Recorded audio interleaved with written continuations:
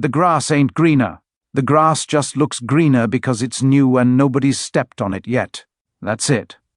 The new person isn't special, evolved, chosen, or somehow better than you. They're just a new person for the narcissist to lie to. That's the whole upgrade. Same lies, same manipulation, same emotional nonsense, just a fresh audience. The narcissist ain't never happy, and that part is important to understand. They weren't happy with you, they won't be happy with the new person, and they won't be happy with the next one either. Happiness requires self-reflection, and that's their kryptonite. You were right about them the entire time. You just didn't trust yourself yet. You kept giving them the benefit of the doubt because you assumed they were operating with the same emotional rulebook you were. They weren't. You were playing chess. They were flipping the board and calling it strategy.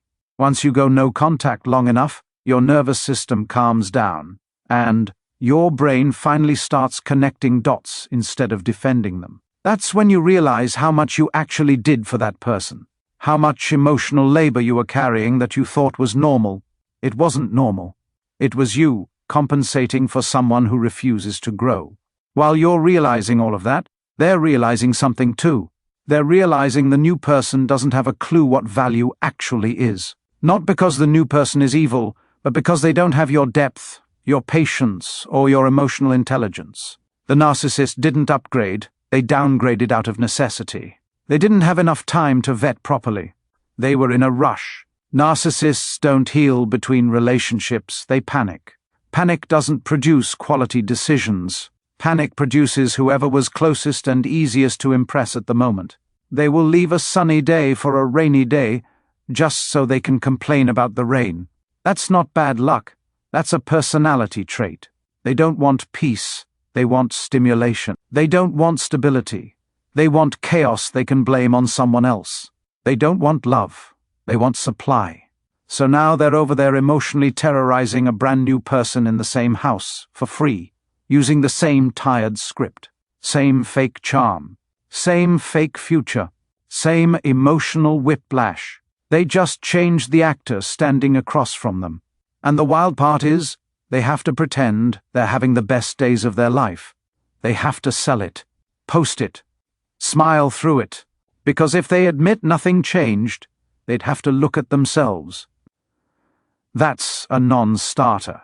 It would take about $1.8 million worth of therapy every single day, 36 hours a day, 18 days a week, for a narcissist to even get close to changing one emotional cell, not finishing therapy, not being healed, just approaching accountability without flinching. The new person didn't inspire growth. They just delayed the crash. When you're ready, just say next, and I'll continue with part 2 in the exact same format, tone, and flow. That new person is not better than you. They are not smarter, deeper, or more evolved. They are just newer, and new always looks shiny when nobody has tested it yet. The narcissist doesn't choose people based on quality. They choose based on availability and tolerance. They pick whoever will believe the story the fastest and ask the fewest questions. You asked questions. You noticed patterns. You remembered things they said last week and compared them to what they said today. That made you dangerous. So, you had to go. They didn't take time to heal after you. They don't do that. Healing requires sitting with discomfort, and they treat discomfort like it's radioactive. The second the relationship ended, they were already scanning for replacement supply. Not love, not partnership, not connection. Supply. Someone to regulate their emotions for them. Someone to absorb their moods. Someone to clap at their stories and co-sign their version of reality. That's not romance. That's emotional outsourcing.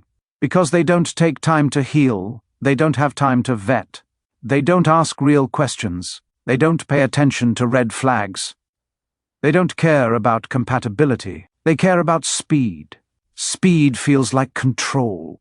Speed feels like relief. Speed feels like winning. But speed also guarantees a downgrade because you can't rush quality.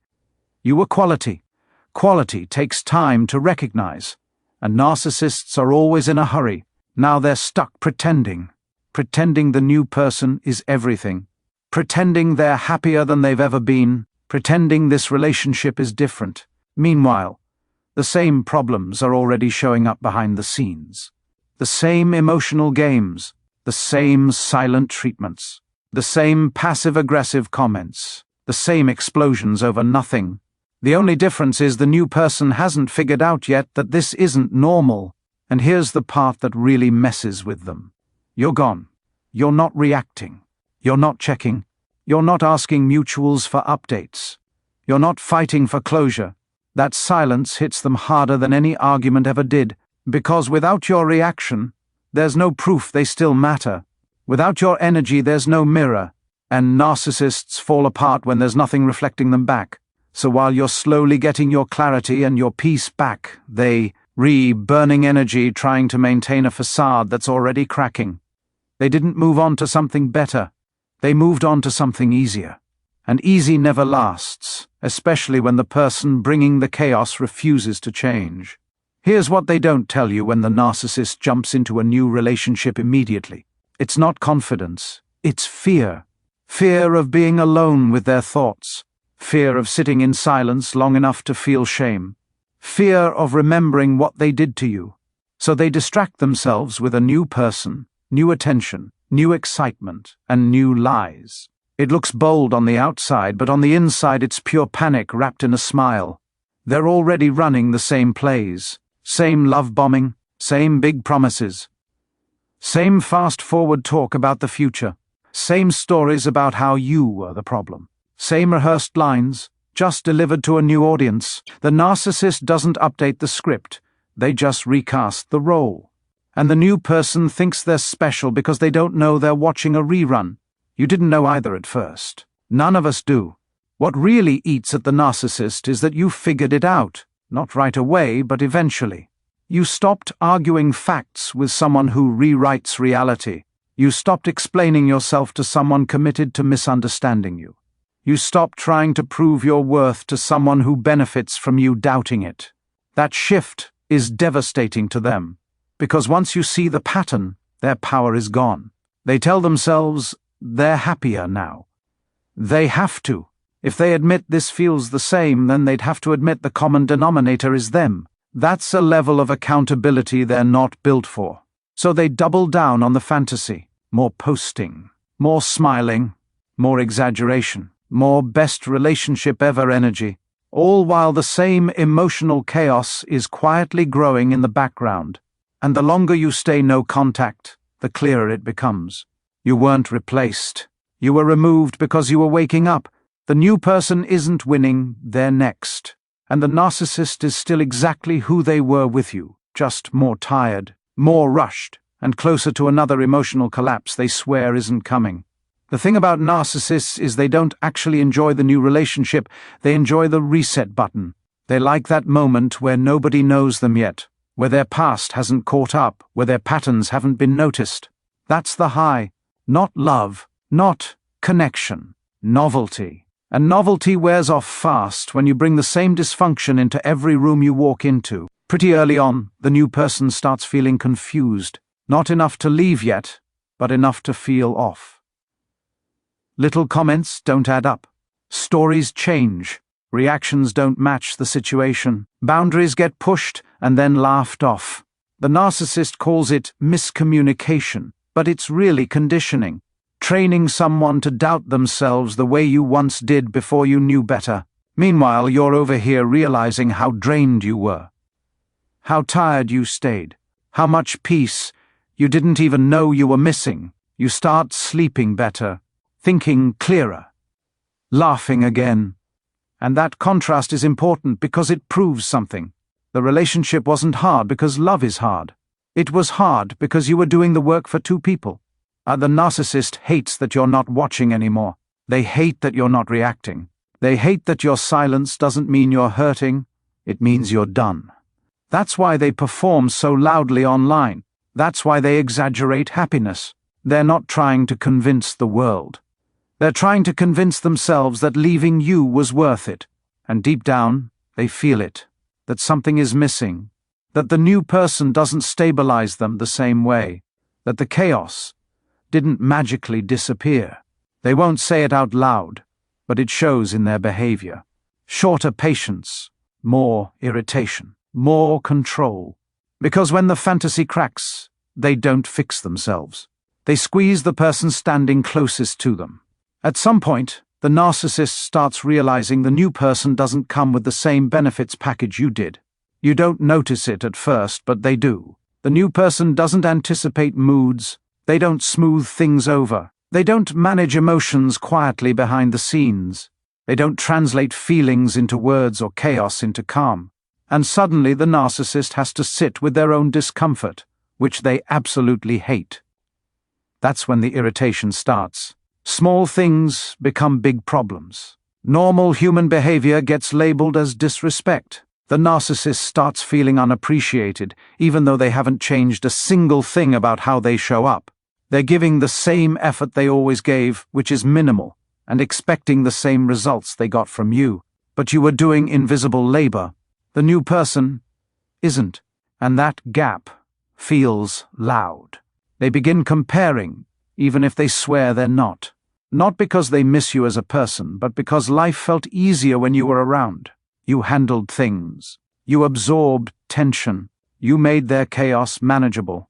That's not love. But they confuse relief with love all the time. Now that relief is gone, and instead of self-reflecting, they look for someone to blame. That's where the resentment creeps in. The narcissist starts subtly punishing the new person for not being you, while simultaneously telling themselves you were the problem. It's a contradiction they live in constantly. They rewrite history to protect their ego, then get angry when reality doesn't match the story. That internal war never stops. It just gets projected outward. Meanwhile, you're starting to feel something unfamiliar. Stability. You're not on edge. You're not bracing for the next mood swing. You're not rehearsing conversations in your head.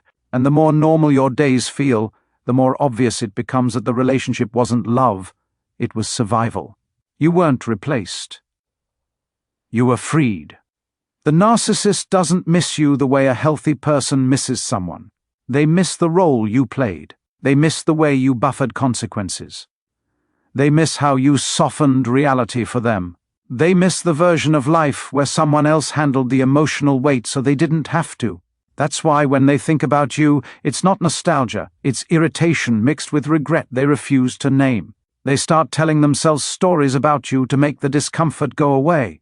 You were controlling. You were cold. You were difficult. You expected too much. These stories aren't for the new person, they're for themselves. Because if they admit you were stable, patient, and fair, then they'd have to admit losing you was a mistake. And mistakes are unacceptable in their self-image. As time goes on, the cracks in the new relationship widen. The new person starts noticing patterns they can't unsee. Arguments feel familiar, even if the details are different. Apologies feel empty. Promises feel rushed. The narcissist responds the same way they always do, by deflecting, minimizing, and blaming. Growth is never on the table. Control is. You, on the other hand, are getting stronger in quiet ways. You trust your instincts again. You don't explain yourself as much. You don't feel the need to prove what you already know. You start recognizing red flags quickly instead of rationalizing them. That's the real healing. Not becoming colder, but becoming clearer. The narcissist feels that distance, even if they don't see it. Your energy is no longer available to pull from. Your attention is no longer accessible. That absence forces them to sit with themselves longer than they're comfortable with. And instead of changing, they escalate the performance somewhere else, chasing validation while the same emptiness follows them around. Eventually, the narcissist hits that familiar wall where the excitement wears off and reality starts tapping them on the shoulder. The new person isn't amazed anymore. They're tired. They're confused. They're starting to push back just a little. And that's when the narcissist's mask really starts slipping. Patience gets shorter. Tone gets sharper. Everything becomes an argument even when nothing happened. This is the phase where the narcissist swears the new person changed. Even though the only thing that changed is the novelty ran out. They start escalating control because control is the only tool they have. More questions, more suspicion, more rules disguised as concern. They don't call it jealousy. They call it love. They don't call it control. They call it boundaries. And the new person, still trying to be understanding, starts shrinking themselves to keep the peace. That's the cycle, starting all over again, right on schedule. What's funny is that the narcissist still can't enjoy the relationship even while controlling it. They feel restless, bored, irritated. They keep looking for something to be wrong because something always feels wrong inside them. They don't know how to sit in contentment. Contentment feels empty to them because chaos is what feels familiar. Peace feels suspicious. Meanwhile, you're far enough away now to see the whole pattern clearly, not just what they did to you, but how predictable it all was. The speed, the downgrade, the performance, the collapse. It's not personal anymore. It's mechanical. Once you see it as a system instead of a story, it loses its emotional grip on you. And that's the moment where the grass myth finally dies for good. You realize there was never greener grass anywhere they went. There was just the same dry ground being stepped on by the same person who refuses to water it. You didn't lose a future. You escaped a loop. And that realization doesn't make you angry anymore. It makes you free.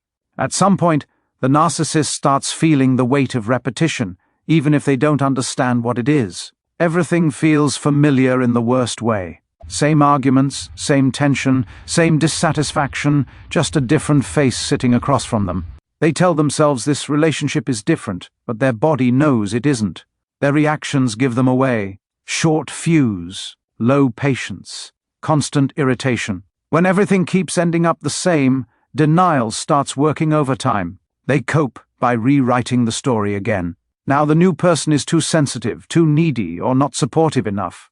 The narcissist never asks what they contributed to the breakdown, because that question feels like an attack. Instead, they look for reasons outside themselves. That way they don't have to face the truth that the common denominator in all their relationships is staring back at them in the mirror they avoid. You, meanwhile, are living in a totally different headspace. You're not tracking their moods anymore. You're not guessing what version of them you're going to get that day. Your nervous system is finally calm enough to notice how loud life used to feel around them. That contrast is everything. It confirms what you felt but couldn't articulate back then. The chaos wasn't accidental. It was built in. The narcissist feels your absence more now, not because they miss you, but because life got harder without you managing the emotional mess. Things fall apart quicker. Conflicts escalate faster. There's no one smoothing edges or translating feelings into calm. They feel that loss as inconvenience, not grief, which tells you everything you need to know about how they saw you. By this point, the fantasy is thin. The grass looks the same. The problems feel heavier. And the narcissist is back in that familiar space of dissatisfaction they swear everyone else causes. Meanwhile, you're no longer questioning yourself. You're not comparing. You're not wondering if you were enough. You already know the answer, and that's why you don't need to look back. This is usually the point where the narcissist starts scanning again, even if they haven't left yet. Not because the relationship is over, but because their internal boredom has returned. They're restless, irritated, unfulfilled, and instead of asking themselves why this keeps happening, they start looking outward for the next distraction. Another person, another audience, another reset button. The cycle doesn't wait for closure. It just reloads. They might still be smiling in public, but privately they're already detaching. Less effort, more criticism, more emotional distance. The new person feels it, even if they can't name it yet. That slow, sinking feeling that something is off but you don't know why. That's the beginning of the same confusion you once felt. Different person, same fog. What's wild is how obvious it looks to you now. You can see the pattern from a mile away because you lived it. You know how this chapter ends before the page is finished. That's not bitterness, that's pattern recognition. You earned that clarity the hard way, and once you have it, the illusion loses all its power. The narcissist still tells themselves they're the victim. They always will. Everyone else is unreasonable. Everyone else changes. Everyone else disappoints them. That story keeps them safe from self-reflection, but it also keeps them stuck. They don't evolve. They rotate. Same emotional mileage, different scenery. By now you're not hoping they realize what they lost. You're past that. You're focused on what you regained. Your peace, your intuition, your sense of self. You don't need them to understand anything for you to be free. And that's the part they can never compete with. You left the cycle. They're still inside it, wondering why the view never changes. And that's really the whole point right there. The grass was never greener. It was just new. And new distracts people who don't want to look at themselves. The narcissist didn't find happiness. They found another person to lie to. They didn't level up. They repeated the same cycle with less patience and worse judgment. You weren't replaced. You were removed because you stopped playing the role that kept their dysfunction comfortable. And once you see that clearly, it stops hurting the way it used to. So if this hit, if this sounded familiar, if you caught yourself nodding, along because you lived it, you're not crazy and you're not alone. What you experienced was real, and your clarity didn't come late. It came right on time. You didn't lose anything by leaving that dynamic. You gained peace, perspective, and yourself back. And that's the only upgrade that actually matters. If this helped you put words to something you couldn't explain before, do me a favor. Like the video. Subscribe to the channel. Share it with somebody who needs to hear it but hasn't found the language yet. And thank you for spending your time with me. This is the NARC OP, and I'll see you in the next one.